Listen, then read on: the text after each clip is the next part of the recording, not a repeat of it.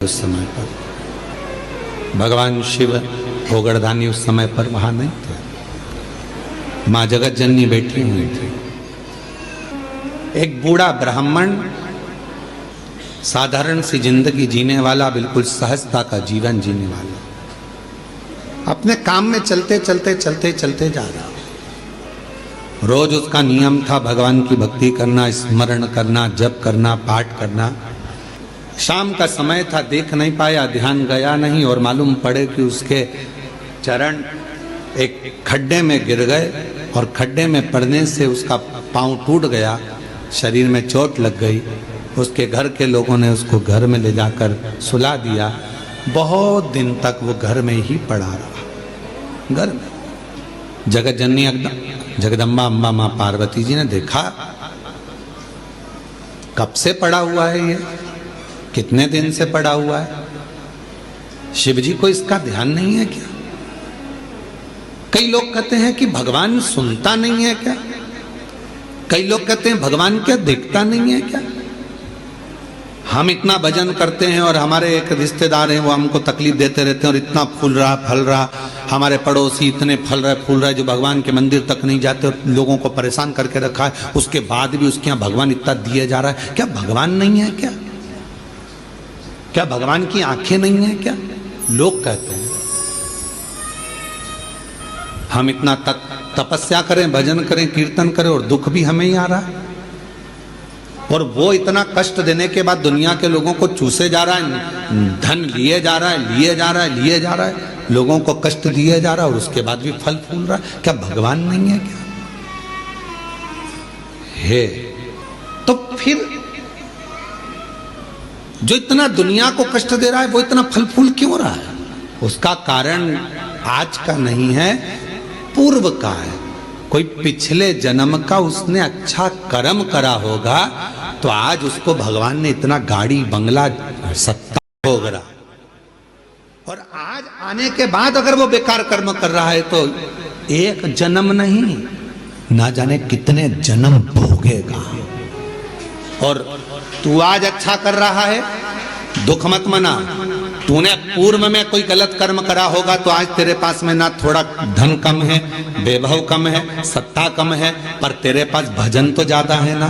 भजन तू कर रहा है, शिव की आराधना कर रहा है, साधना कर रहा है, कर ले, अगला जन्म सवर जाएगा तेरा। फिर तुझे कोई जन्म नहीं लेना पड़ेगा, कोई जन्म, फिर तुझे कोई जन्म नहीं लेना। पार्वती जी की आंखों में जल भर गया कि कितना साधारण ब्राह्मण है और इतना इतना तप करने वाला, इतना साधना करने वाला, पूजन करने वाला, पांव टूट गया, शरीर टूट गया और पड़ा हुआ है।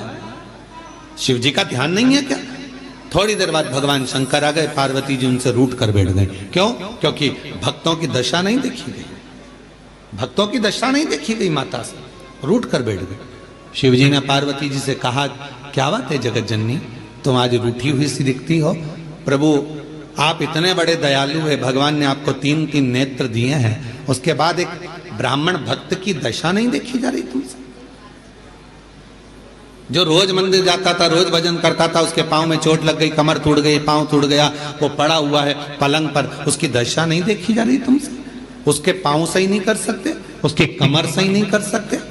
शिव जी ने कहा, पार्वती कमर और पांव तो मैं एक बेलपत्र दूं उसको और खाएगा और वो ठीक हो जाएगा, पर मैं चाहता हूं कि थोड़ा समय वो पलंग पर पड़ा रहे, थोड़ा समय वो पलंग पर रहे, पलंग पर पड़ा रहे। हाँ, वो तुम्हारे को भज रहा है, तुम्हें जप रहा है, तुम्हारी आराधना कर रहा है और तुम कह रहे हो उसको पलंग पे पड़े रहने दो। हाँ पार्वती जी, उसको पड़े रहने दो।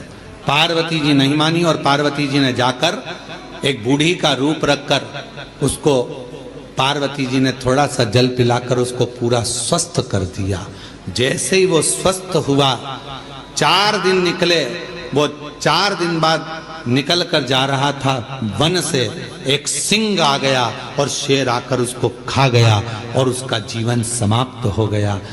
पार्वती जी ने कहा, जिसको मैंने ठीक करा था वो तो मर गया, मर गया, सिंह ने खा लिया, प्राण छूट गए उसके। वो मर गया। शिव जी के पास गई पार्वती जी, वो मर गया। प्रभु जिसको मैंने ठीक करा था उसके प्राण छूट गए। शंकर भगवान कहने लगे, पार्वती तुम जान नहीं पाई मुझे, हे जगत जननी, मैं काल अधिपति महाकाल हूं, मैंने उसकी मौत को देख लिया था, इसलिए तुझसे कहा था कि इसको पलंग पर पड़े रहने दे।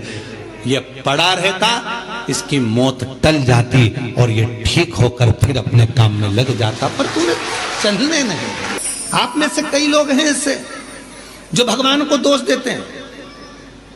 कई लोग कथा श्रवण करने वाले भी ऐसे हैं जो परमात्मा को दोष देते हैं। हम इतना पूजन पाठ करते हैं तो दुखी हैं, हम जल चढ़ा रहे हैं तो दुखी हैं, हम मंदिर जा रहे हैं तो दुखी हैं, वो व्यक्ति इतना फल फूल रहा है, वो ऐसा कर रहा है, हम दुखी हैं। हम ना परमात्मा को धन्यवाद देना कि मैं तेरी निगाह में हूं, धन्यवाद दो।